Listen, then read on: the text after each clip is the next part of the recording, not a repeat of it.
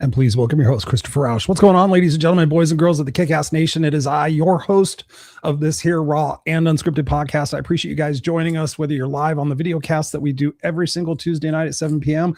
Pacific Standard Time, or you are joining us on the podcast in any one of 100 plus countries. Thank you for being here. I appreciate you spending your time here to level up and bring ourselves into another place of experience and confidence. That's what the show's all about. It's about ditching your excuses and increasing your confidence and your results. I appreciate you. I'm known as the No Excuses Coach, and I've been doing the show now for about 7.5 years. So thank you so much for being here. And I'm just going to drop right into it tonight. And by just letting you guys know that we are all just one bad decision away from changing our life. And one bad decision can change our life. But here's the question nobody talks about enough. Does one bad decision have to define your life? Right? We often look back in our life and think, oh, that one decision, if I made it differently, my life would be so much different. But tonight we're talking about the decisions we make when we're angry, when we're scared, when we're frustrated, or simply not thinking about what happens next. And more importantly, what we do when we've already made the wrong move. My guest has dedicated his life to teaching more than 120,000 young people something every single one of us could probably use a reminder of. Your last move may have been a mistake, but your next move can change everything. And I want you to know that by the end of this conversation, the listener, you guys, will understand that your past decisions don't have to determine your future. And we'll have practical ways to show you how to slow down, to think ahead, and make your next move so much better. Returning to the Raw Unscripted show tonight is Dr. Orrin Checkmate Hudson, founder of Be Someone, former Alabama State Trooper, Air Force veteran, thank you so much, and chess champion and man behind Brains Before Bullets. Ladies and gentlemen, please welcome back to the show, Mr. Orrin Checkmate Hudson. What's up, Orrin? How's it going tonight? Thank you so much for being here. Hey, it's a pleasure to be in here. I like me when I'm listening to you. Oh, I appreciate that, brother. So much coming from you. That's a high honor. And I'm glad to have you back here in the conversation, because tonight we're going to drop right into it and talk about what you and I can do, what we can share in this conversation to help people see their perspectives about their past, present, and their future just a little bit differently, and being able to walk away from this conversation to better themselves and to be able to better the world in general. So, my first question to you is, like I said in the intro, you've reached 120,000 people doing something that, that we adults get so wrong. What is that you teach kids that we adults get wrong? We teach them critical thinking. We use a life-size chessboard to teach 6 magic words. Take time to think things through. And where did that come from? What experience in your life taught you to believe that's the most important central theme in what you teach? Well, I was a troubled teen making bad choices, and a teacher pulled me to the side and said, I'm going to teach you how to think for yourself. I said, what do you mean? He said, I'm going to teach you chess. I said, wait a minute. I'm a checker guru. He said, checkers? He said, checkers is 180. He said, chess is 360. He said, checkers using half of the board. He said, chess, you're using the entire board. He said, checkers is all men. He said, chess, you can have 9 queens on the board. I said, let's get on with the classes. And was this James Edge? Yeah, James Edge. He was a teacher at Hayes High School in Birmingham, Alabama. James Edge taught me how to think independently and how to think for myself, because I was in and out of foster home, and I was following a follower. My mom had 13 children. I'm number 7. And it was you ever seen a sardine can? That's how our bedroom was. That's how my bedroom was. But yeah, I'm living my dream because I started learning how to think for myself. And I discovered that when you listen to the wrong people, you move in the wrong direction. And I was moving in the wrong direction. So James Ed taught me how to think for myself so I can move in the right direction. What was the fallout of that in your life? How old were you at that time? And what was the fallout for you now being an independent thinker? I was 14 years old, and I entered Hayes High School, and I'm living my dream because I paid forward what he taught me to other people. And I get such a thrill out of teaching people who are lost and getting them on the right track. What are some of the components of getting somebody on the right track? Because I think that might be different for most people, but I'm guessing there's a central theme into some of those things that we can impart upon the listeners tonight. Make sure the people you're following are qualified to lead you, because people will give you bad information. Now, a lot of times people give you bad information and they're not aware of it. But here's a ding ding ding for everybody. Say ding ding ding. Ding, ding, ding. Sometimes you have to respectfully listen to the best advice in the world and then do the exact opposite. Oh, you're talking about me and my mom. Because what's possible for you may be invisible to everyone in the world except you and God.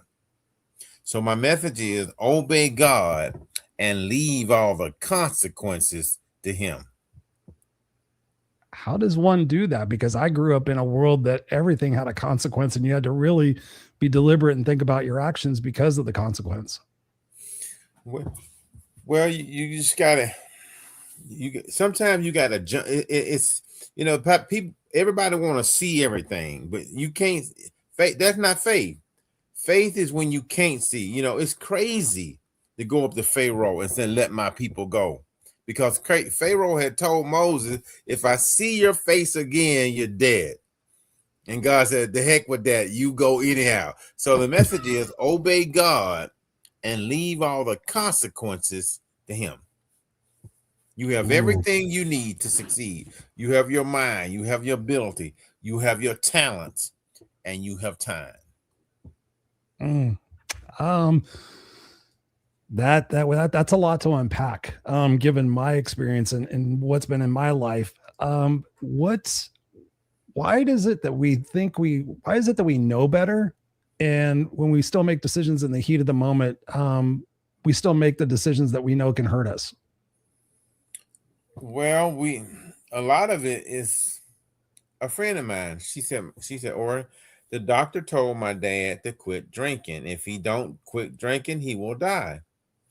And she called me and she said, Orrin, my daddy went home and started drinking. And so the answer to your question is people are their own worst enemy. And they won't listen. I was talking to a friend of mine who great grandfather was in charge of Kmart's, and she was telling me that people would come to him and tell him something, but he wouldn't listen. he doing this, and they went out of business. So what I'm saying to you, sometimes people don't participate in their own rescue because they don't get it. And so those who don't, so my responsibility is to help those who don't get it, because those who don't get it don't realize they don't get it. That is another way true. of saying this. What looks like a good move in life could be a bad move. I was talking to a guy the other day. He had his license suspended for life. And he was saying, Orrin, he said, I had 5 or 6 DUIs or whatever he was telling me. And he was saying that the alcohol talks to him. He said, man, you can do this. You can drive. Don't be no punk. And now he got his DUI and license taken for life. So we just got to make sure that the people we're listening to and the moves we make are accurate moves. That's so tough because we haven't made those moves before. We have no idea what the outcome could be. And I love where you're going with this, because I was talking with a coaching client last week and we were talking about self-worth. And I brought it up in such a way. I said, who do you love the most in this world? And they said their son. And I said, on a scale of 1 to 10, 10 being absolute, what would you do for your son? And they said 10. I said, okay, now I'm going to switch it up a little bit. How much do you love yourself? And they sat there and said, 4 or 5. Mm-hmm. And I said, okay, think about that. Can you understand that you're a 4 or 5, but you love your son a 10? What do you think your son's really getting? And so my question to you is about that, is about self-worth, right? We based a lot of our self-worth on our childhood experiences and what our parents told us and what our teachers told us and what our friends told us. And we walk through life having this negative self-opinion about ourselves. Talk to us about some ways that perhaps people listening tonight can reevaluate their self-worth and give themselves a little bit more love? Well, you can't give from an empty cup. Yeah. So you got to fill your cup up to it overflows, and then feed others from the overflow. Fill your cup up to the rim, and then feed the others from the overflow. So you cannot give what you don't have. So my take is find out what you don't know, learn as much as you can, and try to convey what you've learned to the other side. But you got to first put the oxygen mask on your face, because you can't help nobody if you're dead. Saying it the truth way. So, and when we consider that, right, there's so much that goes into our self-worth, which is also how we see ourselves in what we are in the world. And so what I find is that I coach a lot of people who feel, even though they're successful, they come to me and ultimately divulge the fact that they feel like an imposter. And therefore, because they feel like an imposter, they feel less than other people, because they make the assumption, oh, that person's got it all together. Talk to us about that. I'm like, being able to find the package to be able to sit there and say, okay, I love myself unconditionally. Sure, I've made some mistakes and I've made the wrong moves, as you say, but what are some ways that we can get some people to be able to truly embrace those imperfections and realize that those imperfections perhaps are their perfections in life that they're missing? They're missing the signpost on. Got it. Well, number one is everybody was born to be a star. The purpose of your life is to discover your unique, your combination, and your personal power. That's number one. Number two, you want to see yourself as God see you. You are a masterpiece because you are a piece of the master. And so you want to see yourself as God see you, and your mind as a pearl. You can change the world. Everyone was born to be a star at something. The purpose of your life is discovered, and you discover it through trial and error. Make it okay to fail. Every master was once a disaster. Your mind is a pearl. You can change the world. You can do this. You can do it here, and you can do it now. We can do it now, huh? Talk to us about a time, because I'm sure by now people are thinking, man, these guys got it all together, and they're sharing a lot of wisdom. Talk to me about maybe one of the most challenging times in your life and what you experienced, as much as you're willing to share, and then perhaps what you learned through that lesson to get you to where you're at today. Well, first of all, there's no success without struggle. Mm-hmm. Every master was once a disaster. So there's no success without struggle. And I failed so many times, it's unbelievable. I've been through a lot. I mean, I was locked up in 42 days in jail for not paying $23,000 in child support, which was only like 3 months worth of child support. And it was crazy. It was like, okay, God, don't mess with God, but God is good. It was a struggle, it was a setback, but that's what success is all about. Success is about the setback. And I had a gentleman come up to me, he said, man, you finna be successful. I said, why? He said, because, man, that is crazy for a judge to do that. And the rule is they can't modify your child support for 3 years. That's the rule. But it was so crazy that they said, okay, we're going to modify this in 3 months. They modified it because it was, come on. And the court reporter stood up and said, Your Honor, what NFL team is he the star quarterback on? Because the court reporter knew that wasn't right. She was like looking at me and she said, what NFL team is he? It was crazy. So it was definitely an unfair situation. I lost everything. It's supposed to be 50-50, right? No, I lost everything. It was crazy. They took my house, they took my car, they took everything. I filed a motion to get my clothes, couldn't get none of that back. But God is so good. I just thank God for my life. I'm living my dream. So what did that situation teach you specifically? Don't mess with God. don't mess with my children. God shows you that it's always your next move that matter. It don't matter what happened to you. Yes, I was locked up for 42 days. And on top of that, her lawyer wrote the order. Her lawyer wrote the order. The judge didn't write the order, number one. And her lawyer wrote in the order, Orrin is to pay the jail $45 for every day he's in jail. So on top of being locked up, I had to pay the jail $45 hotel fee for 42 days. And the judge said, wait a minute, I didn't do that. I did not write that. And the judge said, well, I did not write that. I did not do that much to him. And the court, the clerk said, well, it's going to take a long time to give him that money back, Judge, because we got to type it up and it's going to take a long time. The judge said, no, it's not going to take a long. Give me the paperwork. I'm going to hand write the order. He hand wrote, give him his money back now. He said, yes. He said, no, we ain't typing it. I'm going to hand write. He hand writ the order. I was like, whoa, Judge. They didn't type it. He hand wrote it. And they gave me the $45 per day back, and they cut it down from $6,000 to $2,000. It was crazy. But like I said, there's no success without struggle.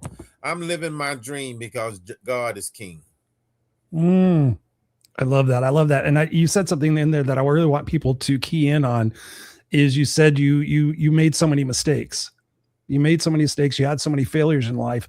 I had someone tell me last week they watched the podcast and they were seeking me out as a coach, and they said they felt intimidated by me because, number one, I'm the no excuses coach, and they said you just seem like you have it all together. It seems like you have, although you've had a troubled past and you talk about it on the show, it feels like everything you touch turns to gold. And if it makes me feel inferior, it makes me feel a little skeptical about working with you because, I've had all these different mistakes and bad times in my life, but I really respect you and what you speak about. We were having a Zoom call like this. And I said, would it surprise you that I have failed more times than I've been successful, that I've stuck my foot in my mouth more times than I can remember, that I've made an ass out of myself so many times I could probably write a book alone about that. But the key is that I continue to wake up every day with the attitude to take that imperfect action, not perfect action. I take that imperfect action and I fail my way to success. And I asked the person, I said, what would it feel like to know that no matter what happens, that you're learning something from that and it's getting you a little bit closer, whether you realize it or not, to where it is that you want to be? Asked them, how does that feel for you? And they said, it feels like freedom. And I said, yeah, just give yourself permission not to have to be perfect, not to have to make everybody else like you, not to have to get everybody's approval, not to have to make everyone else happy. Just wake up with the decision in your mind that whatever you do, you realize that it's going to happen for you and not to you. Because then I asked the person, I said, and you made it resonate with this. I said, tell me about your life and tell me about how many lessons you learned when things were going good. And they stopped and they thought about it and they said, I don't know. I actually enjoy it when it's going good. I feel like I earn it. And I said, okay, tell me what you've learned when things were bad.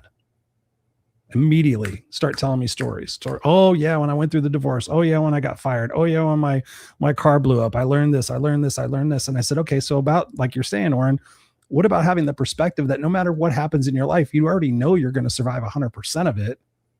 So what would it be like to give yourself that permission and go back to the little girl that you used to be? It was a female. Go back to the little girl that you used to be, that was curious, that was adventurous, that didn't give a shit about what anybody said or did, and you just did whatever you wanted to do because you had that independence. Let's transfer that to your adult life. I asked her, what do you think that would take? So when I asked the same question to you, for people listening, what would you say to that, to the imperfection and to the needing everybody's approval and the judgment to be successful? How do we get people to return back to that state of I'm just going to do it and I'll figure it out? Well, number one, make it okay to fail. Everybody starts off at zero. The only thing you start off at the top is digging a ditch. There's no success without struggle, and you will have setbacks.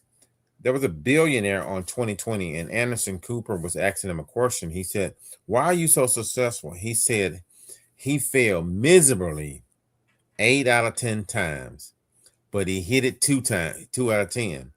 So the Atlanta Braves or any professional baseball team will pay you millions of dollars if you can hit the ball 2.5 to 3 times out of 10. So nobody bats 1,000. I've lost more chess games than anybody alive, and I brag about it because I wear it as a badge of honor, because failure is weakness leaving the body. The more you fail, the stronger you get. And so the reason I beat my students a lot is because I fail so much. So failure is a part of the process, but it's always your next move that counts. I don't care what happened to you yesterday. Every day is day one. We start over. It's day one. So forget the past. Yes, your life left you. Yes, you filed bankruptcy. I don't care. Let it go. Keep it moving. You know, success is the reason the rearview mirror is so small and the big glass because you got to keep moving forward. Don't look back. Don't dwell on the past. Paul said, "I count these things, but I'm forgetting those things which are behind and pressing forward for those things which are before." So you want to always look forward and realize that it's no such thing as failure. It's only information. And the only way you can succeed is by getting information. So fall in love with failure. It's all good. Thank God he left me. Thank God she left me. Now Yes. I can find someone who's right for me. Oh, dude, you're preaching to the choir right here. I had a situation. I don't talk about it much on air, but I was married once before. I've been married now for, I think, 19 years this year and then 20 years next year. But I was married previously to a lady. And long story short, my wife then and my best friend had relations, we'll say. And and I forgave them and I worked through it and we got separated. And then we got back together and we're still dear friends to this day. And it's been a number of years. But what's interesting is probably, I'm bad at time, but probably, oh, it's probably been 30 years, probably 15, 20 years after it all happened, after we were divorced, after we moved on, but still friends. My ex-wife calls me and she goes, "Hey, by the way," she goes, "can you talk to Rick?" And I said, "Why?" Like I was good with everything, but I wasn't going to be his best friend anymore. And she goes, "I think he feels guilty." And I said, "Sure, why not? I'm the bigger person, no problem." Met him in a bar, made some small talk. And then he goes, "I know you want to punch me." And I said, "I have no desire to punch you, dude. I'm just sitting here, have a beer with you. Just wanted to see what you needed." I said, "I genuinely care. What's going on?" He goes, "I know you want to kill me and beat me up and stuff." I said, "I have no idea what you're talking about." I said, "No." And he goes, "Well, I did this to you and I did this to you." And I said, "You did it more to yourself than anything." I said, "Actually, what you did is you gave me an opportunity." At that point, I was married, but it had been, a few years. I said, "You gave me the opportunity to realize that the relationship I was in wasn't working for my greater good at that time, at that age." I said, "Because of that whole situation, all three of us got to learn and grow and realize what commitment's about. We were way too young to get married." And I said, "I got to meet my current wife." I said, "So actually, thank you." And he couldn't process that for a few moments. And I said, "I have no hatred to you, dude. Have you been carrying this around all these years?" And he said, "Yeah." And I said, "Number one," I said, "you need to forgive yourself." I said, "We were young. I take ownership in the fact that I was gone all the time. It doesn't make it right, but I was gone all the time. I was working out. I was going to college. I was going to work. I was in my ego." I said, "I didn't pay enough attention to my marriage and she wandered." I said, "It doesn't make it right." But so all that to say, people that are listening to this right now, one of the things I find that keeps people stuck is the fact that they don't forgive themselves. They do something once and they beat themselves up over and over and day in and day out. And what they do is they get into their addictions and they get into their short-term gratifications and they try to suppress their feelings and emotions because they feel bad. I think one of the biggest things we can unlock for people is the ability just to have empathy for yourself and realize you didn't know what you didn't know. So what are some ways we can get people to find forgiveness in their hearts and be able to move past, something that perhaps is an obstacle right now? Well, number one is life is a conspiracy to help you win. Every disappointment is a blessing. So the mere fact that she tipped out on you and did they ever get married, by the way? You know what? I'm actually going to go see my ex-mother-in-law, my ex-wife's mother. They're supposed to get married because both of the mothers want them to get married before they die. So I imagine, but no, they live together now. That was a whole rocky situation, but I imagine they're going to get married very soon. Well, the point I'm making is that was a blessing for you. So thank God she connected him. Now you found someone who's right for you. You've been there almost 20 years. And so life is a conspiracy to help you win. Life is happening for you, not to you. That was the best thing that could have happened to you. One of them. So It was in the and what moment. I, It wasn't. It was pretty hurtful, but yeah, the in message for the retrospect. audience is that, thank God that she did that. Now you can find someone who's right for me. See, every time you see, life is about sacrifice. Sacrifice means you give up something good for something greater later on. Mm. Trust the process, stay the course, obey God, and leave all the consequences to Him. Do you have a personal story behind a situation in your life where you sacrificed and it brought you more abundance? Yeah, sometimes you got to walk away. My first marriage, and my wife, my ex-wife, who the first marriage, we cool, we talk. I love her, she loves me. We good, but I think the mere fact that I was beat up and tortured and all that stuff, it really wasn't her, it was her lawyer. And I think she ended up getting rid of that lawyer. That lawyer was greedy, whatever, got all the money. She didn't really get the money, the lawyer got it. But it's like everybody have their setback, everybody have their struggle, everybody have their own cross to bear. Be not weary in your well doing, for in due season you shall reap if you don't look back, if you keep moving forward, and if you keep it moving, because you will have setbacks, you will fall, you will struggle, you will suck at something. But my message is every day is day one, and it's always your next move that matters. That's and I love that because I actually have said for a lot of my life through the ups and downs of my life that every day is a new day and what doesn't kill you makes you stronger. And actually so much so that I tattooed it on my arm in 2016. It says, what doesn't kill me only makes me stronger, because I'd gone through so much stuff and I kept saying, why me? Why me? Why does this keep happening? Haven't I done enough? And I kind of got into this victim mentality. But to your point, I tell people all the time, like, you show me where the past is. Like, where is it? Like, where is your marriage? Where are all your failures? And it's up here. And then I proceed to tell people, do you know that your mind doesn't know the difference between real reality and perceived reality? And most people kind of give me the crooked dog stare, like, huh? What do you mean by that? And I'm like, have you ever had a bad dream before? I'm like, yeah. And I'm like, tell me what happened. Oh my God, I woke up and my heart was racing and I was sweating. And then I said, did anything happen? Did anything happen? Did you fall off the building? Was the monster chasing you? Were you running in mud? Did anything happen, or were you just laying in your bed minding your own business? Like, I was just laying in my bed minding my own business. I said, that is evidential proof that you don't know the real reality from perceived reality. So the story you're making up in your mind, the movie you're playing in your mind, is all within your control. And to your point, Orrin, and I love this, I know this is valuable for everybody, the fact that we do get a gift every time we wake up in the morning and our eyes open and our feet hit the ground. I do a whole exercise when I speak on stage about that.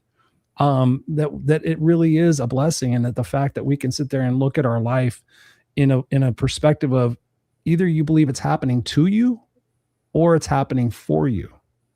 And I think that's such a strong statement to make. And people sometimes have a difficult time with that. But what I find is that there's a sense of fear that's holding them back. A sense of there's certainty in my victimness. What are your thoughts on that? Well, it's it's like you have to really believe that your steps are ordered, and that everybody is here for a purpose. And you have to realize that you will have troubles, you will go through some hell, and when you're going through hell and when you're going through these troubles, don't stop. Just keep moving. If you're going through hell right now, don't stop. So keep moving, and just know that if there's no enemy within, the enemy on the outside can do you no harm. And so make sure you know that the greater one is in you, because number one, people are their own worst enemy. Mm-hmm. People are their own worst enemy. And it's your thoughts. You control your thoughts and the moves you make. You can control that. I don't care what happened. And just remember, it's always your next move, because the past is gone and no one can change the past. You just got to keep moving forward, push through, and don't look back. Keep it moving. Keep on trucking. That's why one of my wristbands that I sell says unstoppable. People ask me that. I'm like, the reason why I'm successful, the reason why I went from being a 7th grade homeless dropout to having a master's degree is I never stopped. The reason why I had a successful corporate career and went from the guy in the warehouse to the guy in the corner office is because I didn't stop. I didn't give up. I didn't give myself that out. And part of the reason why is the way that I communicated with myself, because I saw so many people that were stuck and so many people that were in the victim mindset. I watched the language that they used for themselves. Oh yeah, Chris, I tried, but I can't do that. Or I've failed so many times. I just don't want to do it anymore. Or I've given up that I don't know where to start.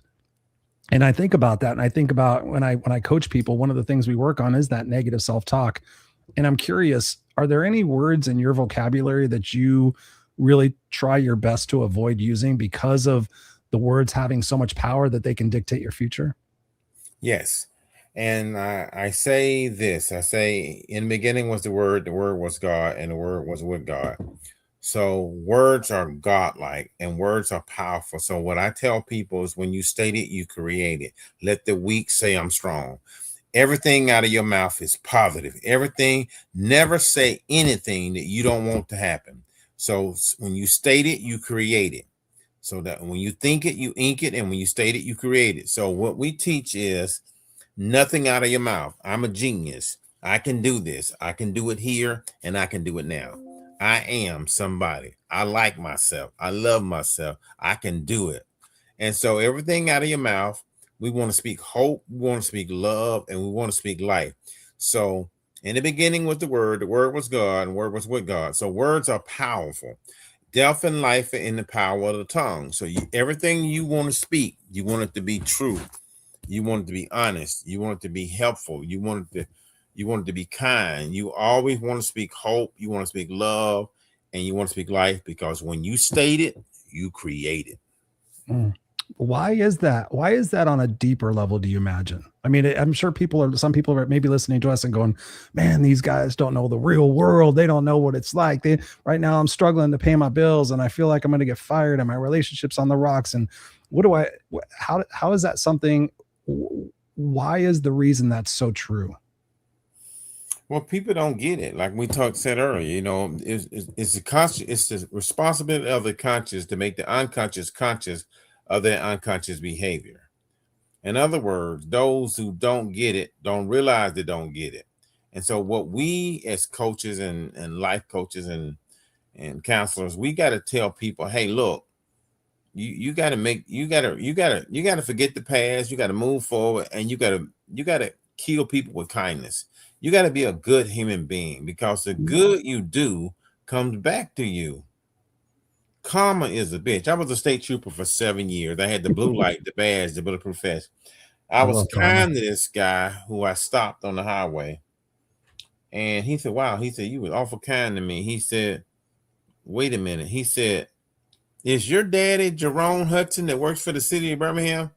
I said, yes. He said, we have videotape of him drinking on the job. His paperwork is on my desk. I'm going to rip it up.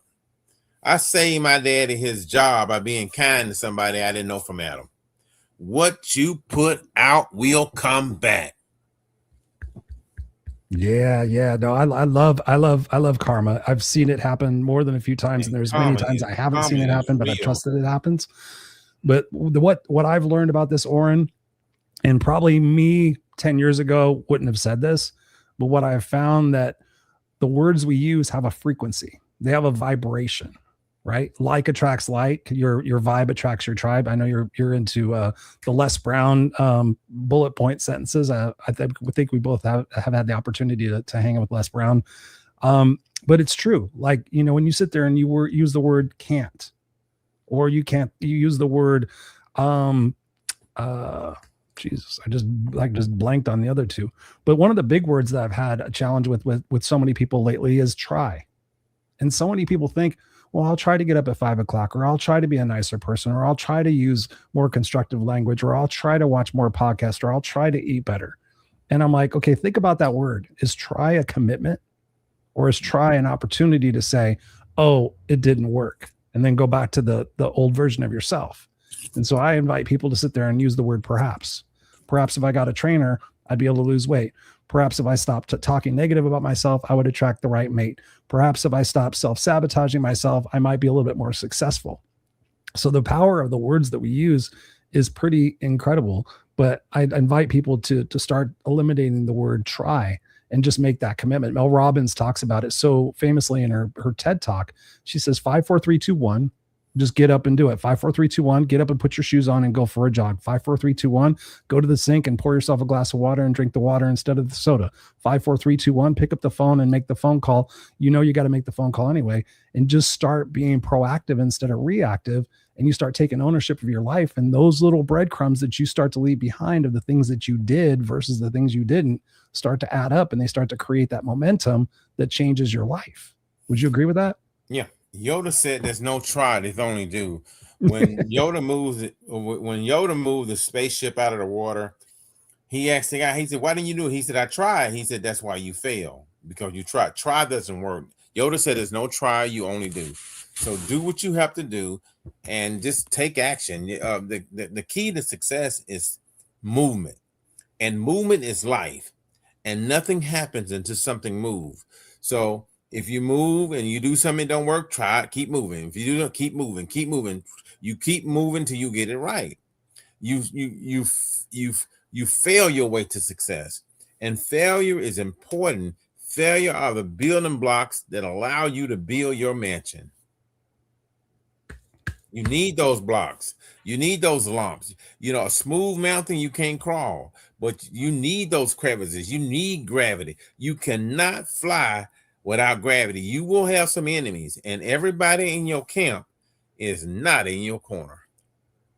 Mm-hmm. It reminds me of a video that's about 1minute and 56 seconds long.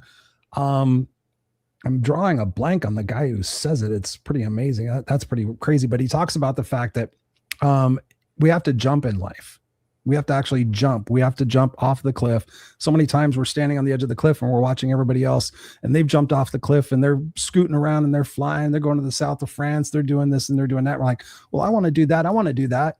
But the fact is, we haven't jumped. We're sitting there staying in a place of certainty because of that scarcity mindset that we have. And so, God, it's going to bug me why I can't remember. He was the host of Family Feud. It was Steve Harvey. Steve Harvey. Yes. The probably the most powerful video I've ever watched in my life, aside from The Hero's Journey by Joseph Campbell. But yeah, and he talks about when you jump, you're going to scrape your back up on the sides. Your parachute's not going to open right away, but eventually your parachute will open. But the point of his video is the fact that if you don't jump, your parachute will never open. And what I teach is jump and develop your wings on the way down. Make your move before you're ready. Because if you wait for every light to turn green, you're never going to get anywhere. So the ideal situation is to make your move before you're ready, and realize that when a plane is flying, a plane is off course 90% of the time, but it may make course correction. You know, it make course correct. You correct, make correction. You off course, but you make the correction. You lean it, you make correct. And that's how life is. You got to make it okay to fail, make adjustments, improvise, and think on your feet and keep it moving. Think on your feet. You know, if you don't know what to do, do something. Action is the cure all. You must make moves. Mm-hmm. What I can't remember. An object in motion stays in motion, something like that. Option in motion stays in motion until acted on by outside force. And so keep it moving. Don't look back. Keep it moving. I love that. We are dropping absolute nuggets here tonight. We've got some people here that are joining with us. We got Jacqueline Rose, my sister from another mister. She says, hello, Christopher. We got Robert from Canada. What's up, Robert Broker? Thank you so much for being here, brother. I appreciate you. Robert says here, hello to everybody. Jacqueline says, I made plenty of them. I'm guessing she says mistakes, but they did not define me. They taught me. Yes, absolutely. 100%. Jacqueline also says here, I made plenty of bad decisions, but they did not define me. They taught me something. Absolutely. 100%. Yeah. God, I can't talk all of a sudden. A stroke? No. Margaret says, amen. Yes, thank you, Margaret, so much for being here. Margaret and I have known each other for a number of years. Thank you, my dear, for being here. She's in the coaching space as well. Jacqueline says, when I was in the 8th grade, I had 2 weeks to go before I was going to the 9th grade, and I made the decision to quit school because there was bullying going on and I was disillusioned. Oh boy, I hope you got to go back to school. She also goes on to say, whatever happens in your life, you can only depend on me, myself, and I. Yeah, and you can also have quality people in your life that are your tribe, which we can talk about here in a second. I'm going to ask that question. Margaret also says here, failures are great lessons, 100%. And I sit there and I say this about failures. Failure is not the falling down. Failure is the staying down. And that, again, is our responsibility. We get that opportunity to sit there and say, you know what? I fell down. I'm going to get back up, and I'm going to get back up again. I'm going to get back up again. I have interviewed millionaires and billionaires and rock stars and actors and actresses. And I asked them, what's the key to success? They said, never stay down. No matter how many times you trip, no matter how much you get hurt, you get the fuck back up and you keep on going. Jacqueline says here, no matter how many times look at that. No matter how many times you fail, keep going. No one's a failure who keeps trying. And that's what makes you unstoppable. Can you tell she's watched the show? Robert says, fire. The conversation is fire. I hope there's not a fire. There's too many fires in the world right now. Jacqueline says also here, I hate to differ, but I put on kindness. I hate to differ. I put out kindness every day, but it does not come back to me. I get used to being taken advantage of. What do you say to that, Mr. Orrin? I hate to differ. Mother Teresa said, you will be good to people and people will mistreat you. She said, be good anyway, because the pendulum of time will eventually swing in your way. See, the Bible says you will plant some seeds and the sun gonna burn them up, the wind gonna get them up, and some animals may get them or whatever. But he said, but keep doing it, because one of these days you're gonna hit 100-fold, you're gonna hit 1,000,000-fold or 1,000-fold. So keep going. Kindness win. Let me give you an example in my own life. Yeah. I was kind to a lot of people that mistreated me, but I still do it, and then it pays off. You keep going, and it pays off, because you give, you repeat you wrong. Jesus healed 10 people, and only one came back and thanked him. So people are gonna do you wrong, and you will have some setbacks, but keep moving forward. Every day is day one, and that realize that you will fall, people will treat you, people will do you wrong. But Mother Teresa say, when they do you wrong, keep moving forward. Don't let someone else cause you to make a bad move. Keep being a giver. Keep being kindness. Kill them with kindness. And it's not about giving your power away. I think that's one of the things that we're talking about as an overarching concept, or not even a concept, a reality in this conversation that you and I are having, is that it's up to us whether or not we give our power away. And to Jacqueline, to your point right there, you're like, oh, I'm getting used to being taken advantage of. That should never be the normality. That should not be what's happening. It's like, okay, you know what? Somebody doesn't deserve my love or my kindness or my respect. Okay, now I'm going to redirect and I'm going to go serve people who will. But so oftentimes we keep those people in our life because we want to prove to them. We want to get their approval and their validation and everything. You wish them well. Like, I don't talk to my sister. I haven't talked to my sister since 2005. I didn't see her before since 1980, I think it was. And I found out that she had various situations in her life that were not conducive to being a good person. And I said, you know what? I wish you all the best. I hope you have an amazing life, but please don't contact me anymore. And I've done that so many times, Orrin, and with people in my life where I've had to make that tough decision where, hey, we used to be best friends. Now we're not going to be friends anymore. We used to be whatever it was. Now I wish you all the best. What kind of advice do you have for people to be able to have that strength and that courage to have that ability to say, you know what, you're not a part of my journey anymore. And I wish you all the best. There's no animosity about that, but I'm going to choose to go around, get around people who get me, like you and I. I'm going to choose to find the path of least resistance in the relationships that I have. And I'm not going to continue to self-sabotage myself about being around people who don't get it. In the book, Think and Grow Rich, they talk about sometimes you have to disassociate yourself with people, even if it's family members. Yep. And so, people can corrupt you, and it's okay to move away from danger and move away from people who are pulling you down.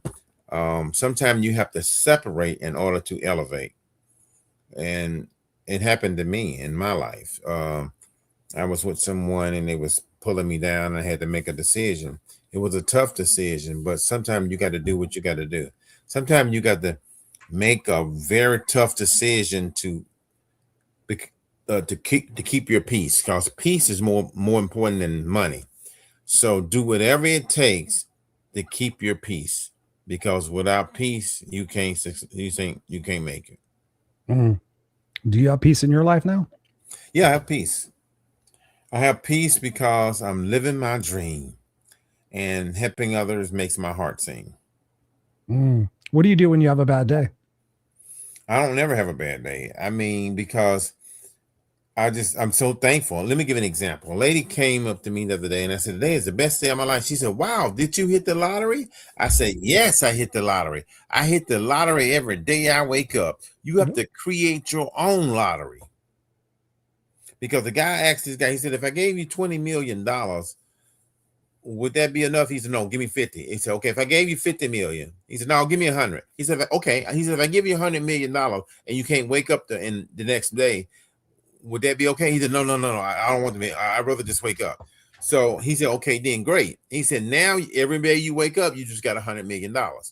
And that's how I look at it. The lady said, "Did you hit the lottery?" I said, "Yes." You have to create your own lottery. Today is the best day of my life. I'm living my dream. It's all about the energy, and it's not about being fake or insincere about it. I am so in line with what you're saying right there. I found out for myself one time I was having some bad moments, and I went to, this is when I really got in touch with gratitude and finding like, wow, I'm really grateful for the fan that's above me. I'm really grateful for this conversation I'm having with Orrin. I'm really grateful for the people that have tuned into this conversation live. And I just find that you can't be pessimistic. You can't be angry. You can't be frustrated when you're in a state of that love and that gratitude. And for me, I always try to split it down to what's the simplest form of me being able to explain this to somebody. And I'm like, I deduced it to the fact you can either look through the lens of love or you can look through the lens of fear. And so if you're going through your life looking at a lens of fear, you're going to find people who are trying to screw you over. You're going to find things to bitch about. You're going to find, insert whatever it is that you want to find. But the love part isn't like fake or anything else. It's just like, I choose to be grateful. I choose to look at the opportunities that I'm experiencing, even if they might be setbacks. As our friend Les Brown will say, a setback's a setup for a comeback, right? And so I think about the fact that we get that choice. And to that point, I was standing on stage one time in front of a couple of thousand people, and I heard this little whisper. And I said, "Who in here can use $1 million?" This is when Oprah was doing her whole under the seat thing. I think it was around that. Everybody knew what was going on. And I said, "Who here can use $1 million?" And I saw people in the audience starting to look under their seat like, what's going on here? Are we doing some sort of giveaway? And the people raising their hand. And I said, "What would you do? How much would you use $1 million?" "Oh my God, it would change my entire life." "What would you do with $1 million?" "Oh my God, I would pay off my bills and I would do this." And I'm like, okay, I'm going to go deep for you for a second. I heard this whole conversation in my brain, and then I started using it on stage a lot. And I said, okay, you guys, I'm going to give you $1 million cash. They're going to wheel it out here right now. It's tax free. I said, but you have to give me your eyesight. I said, who in here will exchange $1 million for their eyesight? Everybody's hands went down, Orrin. It was probably, I don't know, 30, 40% of the audience had their hands up thinking that they were going to have that Oprah moment. And I said, $1 million for your eyesight. I said, you could still get around there seeing eye dogs. You still be able to do everything, but you have $1 million. And all you people just said how much it would change your life. Do you do it?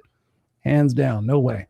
And I was like, all right, fair enough. I mean, our eyesight's pretty important. It kind of brings a lot of joy to our life. And I said, okay, who here could use $500,000? Everybody's looking at me like, what's the catch? What's the catch?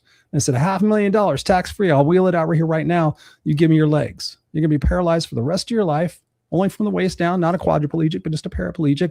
You can get around. You can play tennis. I have friends of mine that are more active than I am, and they're in a wheelchair. And I said, so $500,000, still buy a house, still pay off your bills, still have a normal life, still have pretty cool stuff. Anybody here want $500,000 in exchange for their legs? Nobody raised their hand, Orrin. And I sat there and I said, okay, to our point that we're talking about here right now, I said, to our point, I said, when you wake up tomorrow morning and your eyes open and your feet hit the ground, you're $1.5 million ahead of the game. The money is not the solution. It's your attitude about the money. You have the resources. You have the wherewithal. This was even, I mean, these were around, but nowadays I tell people I had somebody tell me the other day, they had the audacity to tell me, they go, I don't know how to cook healthy. That's why I'm fat. I'm like, oh, get the fuck out of here. Mm-hmm. I'm like, seriously, you just said that you don't know how to cook healthy? I said, let me teach you how to use ChatGPT. I said, you tell me, go to your refrigerator and you tell me everything that's in your refrigerator right now. And I split the screen. I started typing into ChatGPT. I said, make me a meal plan that's healthy based on these ingredients. Boom, boom, boom. It spit out all sorts of stuff. And I said, there's your meal plan. I said, do you want me to type in there how to cook it?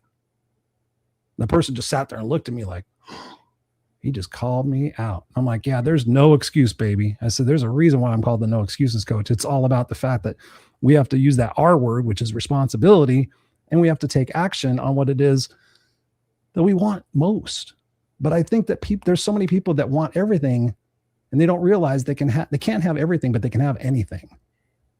What are your thoughts on that?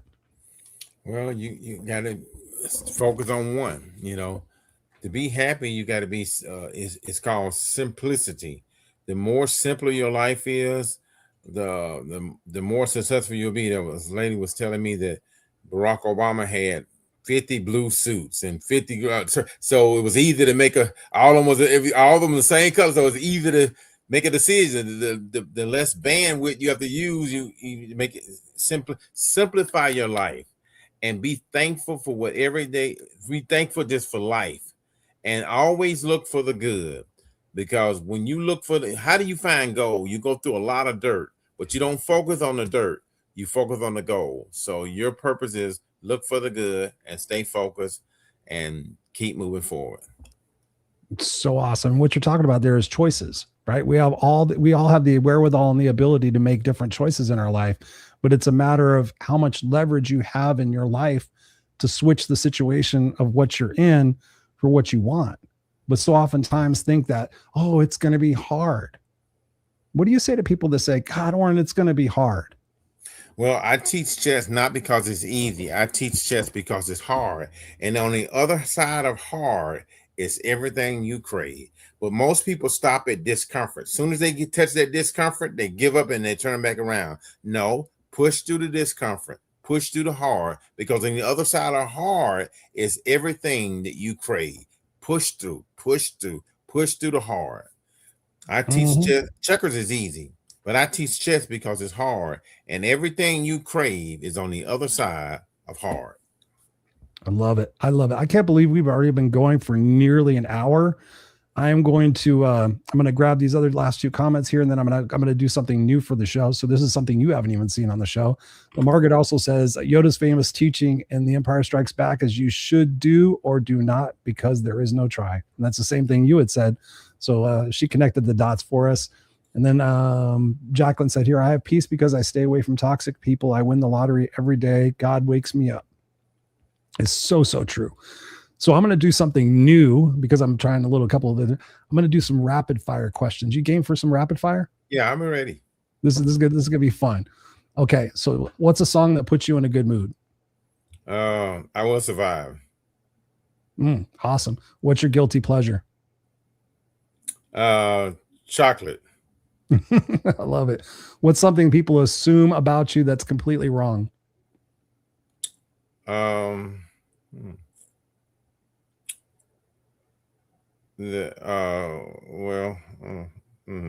Pass.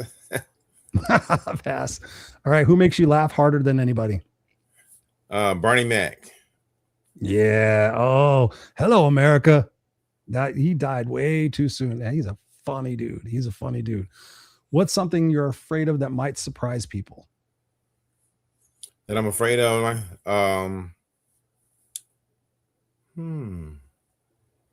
Yeah, you get me in the ear. I mean, you come in with some hard ones.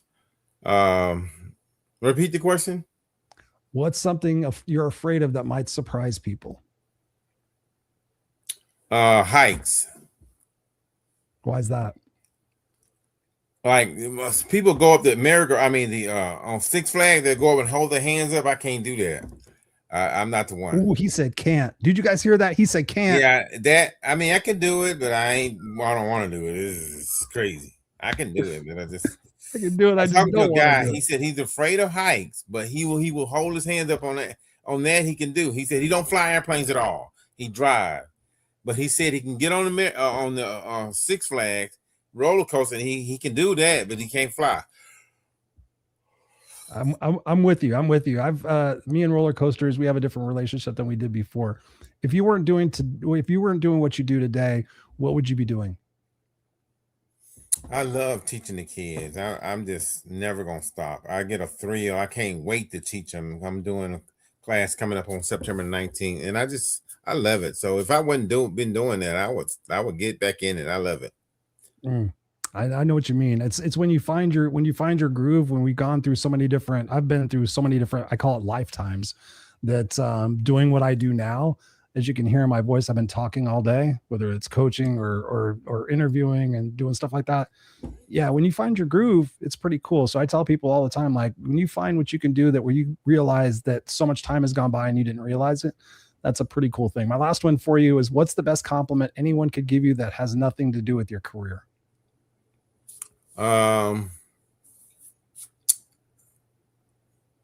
Thank you for being a good person.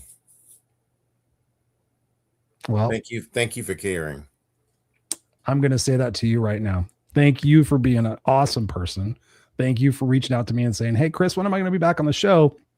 Because I know without a shadow of a doubt that people tuning into this are absolutely going to hopefully find that they're writing out a bunch of different strategies and ideas and ways that they can change their life for the better. My final question to you before I ask you where people can get a hold of you is that I'm a massive fan of questions, as you can tell. I mean, I've been doing this podcast for 7.5 years. I had a radio show before that. I've learned through my life to ask questions and to shut up and listen. I just did a TikTok about this, like, shut up and really listen to people. What is your favorite question to either ask yourself or ask other people that gets them to really consider their situation and perhaps find that leverage to change? What makes you happy?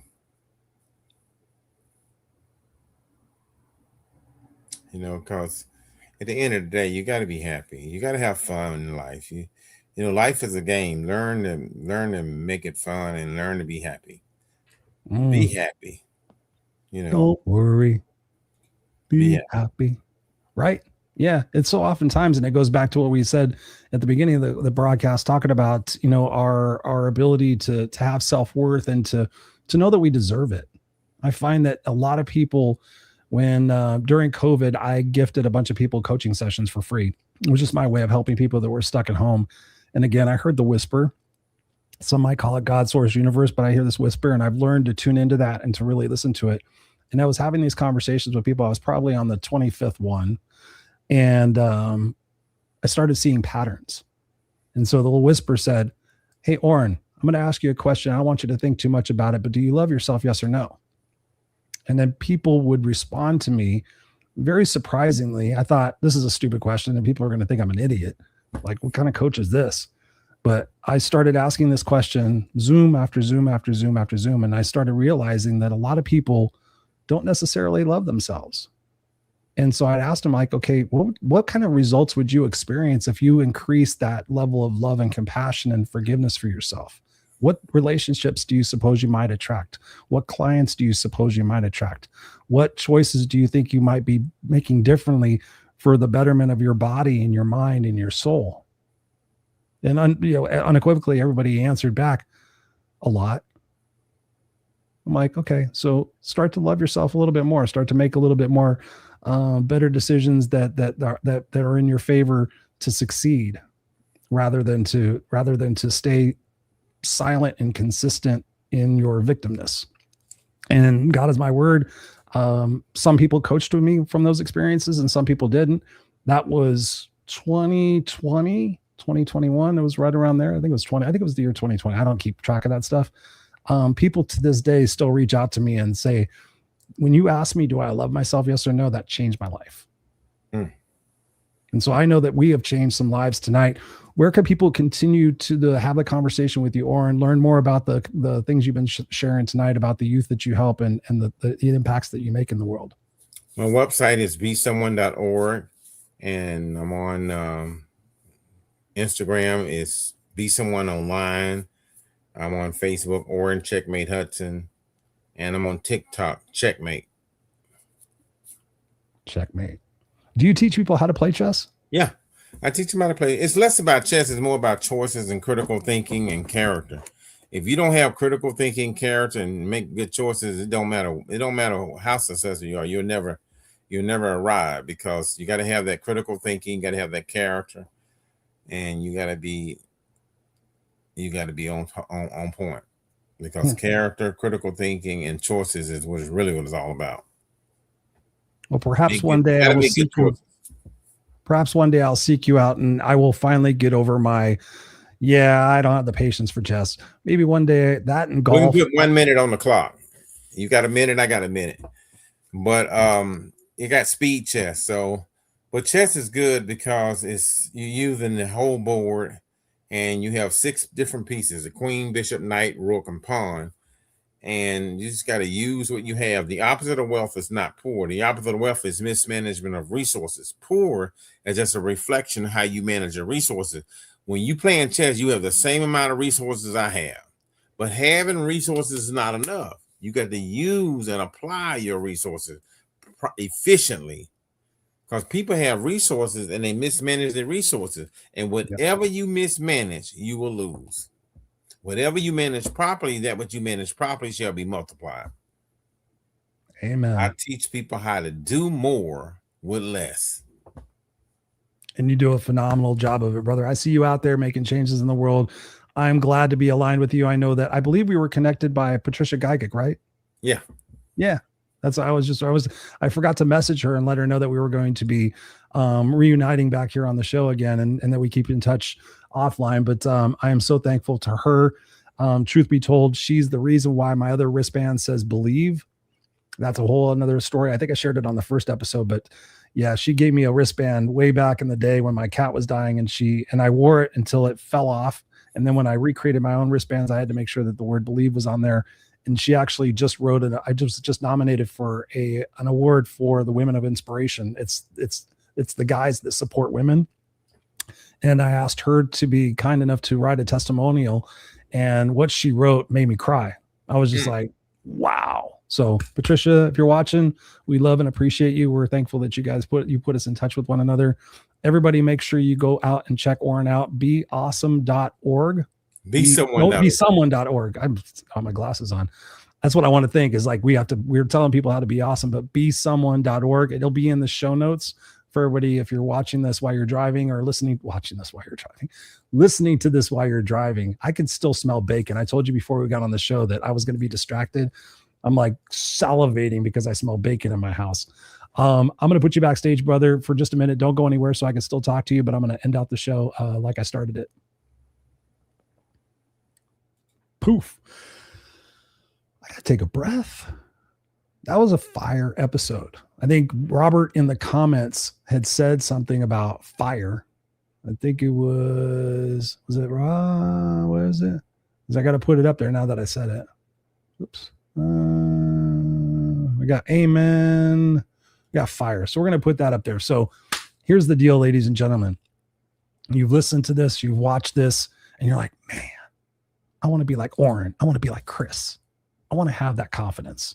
I want to be able to roll with the punches in life. But there's another word. There's another word to consider evacuating from your language. But I think I'm a good person, but right.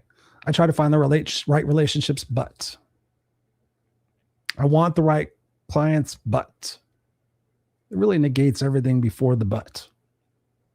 So here's another situation you can add to your vocabulary. I perhaps have had bad relationships in my life, and I'm willing to do the work to change myself in order to strengthen them. So start using and. One of my coaching clients, Nancy, has gotten so great. Before it was but. And now it's pause and. And the pause between the word and has become shorter and shorter and shorter to where she doesn't have to think about it. So as you're going through your day, take the word try. What would it be like? What would you accomplish in your life if you kept your promises to yourself? Right? We talked about Mel Robbins. I can't take responsibility for it, but I use it. 5, 4, 3, 2, 1. I don't feel like making the phone call. It's going to go blah, blah, blah, blah, blah. 5, 4, 3, 2, 1. Pick up the phone and start dialing it. Because if you have something that's weighing over your head, Jesus Christ, I'm about to be diabetic. I've been helping people with their weight loss journey and their health journey, because now a lot of people that I'm seeing in their 50s, 60s, and 70s, like, make the promise to yourself and keep it. There's no excuse. If you don't know how to cook healthy, ChatGPT it. If you can afford it, order your meals, right? I've had people sit there and go online and get food delivery services. It takes the opportunity for quote unquote failure out of the question. So there's a lot of different things that you could do, but there's technology out there. There's opportunities for you to talk to people and network with people and say, hey, I see that you're in shape. What are a couple of suggestions that you might have for me that I could do? You start keeping your promises to yourself, and it's not going to be easy. I hear it all the time. Oh, it's going to be hard. It's going to be hard. It's going to be hard. I said, yeah, but it's going to be worth it. It's going to be worth it. It may have taken you your entire lifetime to get into the situation, but what would life be like that 3 to 6 months from now? You can look back on your experience and be like, oh, holy shit, I remember the day I made the choice to put myself first. And I bet if you say that out loud, I'm going to go put myself first. If your butt clenches and you sit there and go, oh, who am I to do that? That sounds being selfish. It's not being selfish. It's self-love. Because again, if you answer the question, who do you love the most in this world? You really should say yourself. But we're taught as kids, oh, don't you be selfish. Don't you be arrogant, right? You got to put other people first. You don't. Like Orrin said, if the airplane has a situation, the masks come down, you don't put it over your kid. You don't put it over your mom. You don't put it over your husband. You put it over yourself so that you have the capability to help other people. And so, yeah, it's going to be hard, but on the other side of it, you're going to be proud. And there's something we didn't really talk about on the show tonight. One of my goals every single day, let me just tell you how I start my day. I wake up and I say what I'm grateful for. And some of the things are the same thing. I'm grateful for my son sleeping in the room next to me. I'm grateful for the air conditioning. I'm grateful for my wife sleeping next to me. I'm grateful for my health. And then whatever else I might be grateful for. And then the next thing I do is I set the intention for who I'm going to show up as for the day. I never set the intention, oh, I'm going to show up today and be pissed off at the world. It may happen occasionally throughout the day, but then I go back to gratitude. But I set the intention today to be present and playful with my son. I set the intention to use my words and my actions to make this world a better place. I was just telling somebody today, my intention every single day is to leave wherever I go just a little bit better. How can you have a bad day when you're intentionally, no matter what's going on in your life, you're showing up to make the place a little bit better? I just went to go pick my son up from school and I walked around while I was waiting for him and I picked up trash out front of the school. I had nothing better to do. I could sat there and stared at my phone and seen all the things that were going on in the world and be pissed off, or looked at Instagram and go, why does that person have that life? Man, I do wish I had that. Let me make this a little bit better. Because to Orrin's point and my point, when you start doing good things, the ripple effects that come back from that, it may not be immediate, but you add those experiences up and it starts to multiply. And so 3 months, 6 months, a year, maybe it takes a year and a half, but a year and a half, you're thinking back about this conversation, you're like, holy shit, that's the day I started eating better and I reversed my diabetes. Oh my God. And I started losing weight and I started feeling better and I started acting better. And I started realizing that some of the people in my life were toxic. Because I'll tell you this, I've been around a long time. I wish I would have done it sooner is something that I've heard uttered out of people's mouths hundreds and hundreds, if not thousands of times.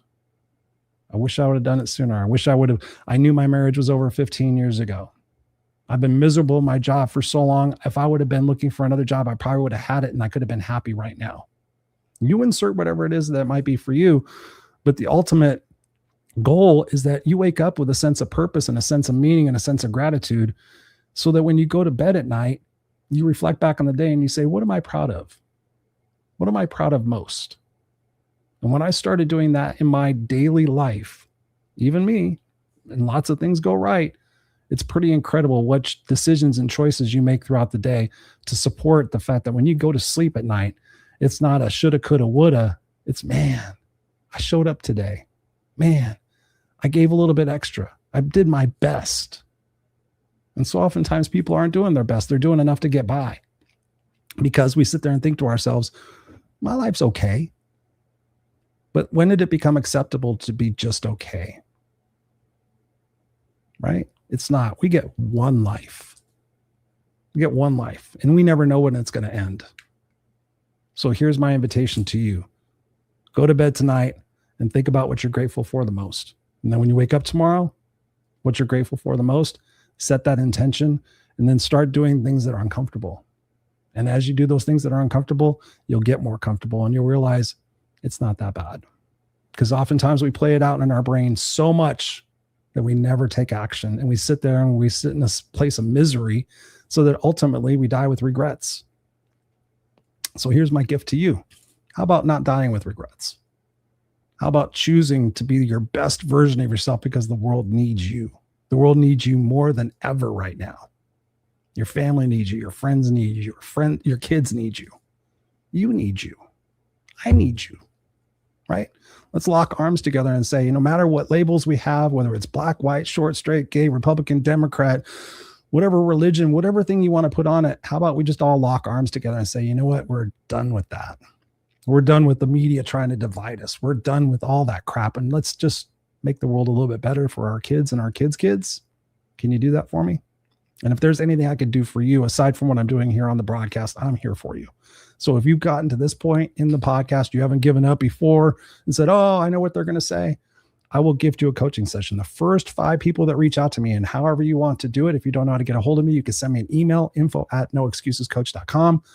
I will gift you one of those coaching sessions that I was talking about before. You show up with a situation, we'll have a conversation for about 30 to 45 minutes. And I promise you'll walk away with strategies and tips and whatever it might be, like we talked about here on the show, that you can start changing your life for the better. How's that? That's my gift to you. Your gift to me could be sharing this episode out with a couple of people that you know that really can get impact from it.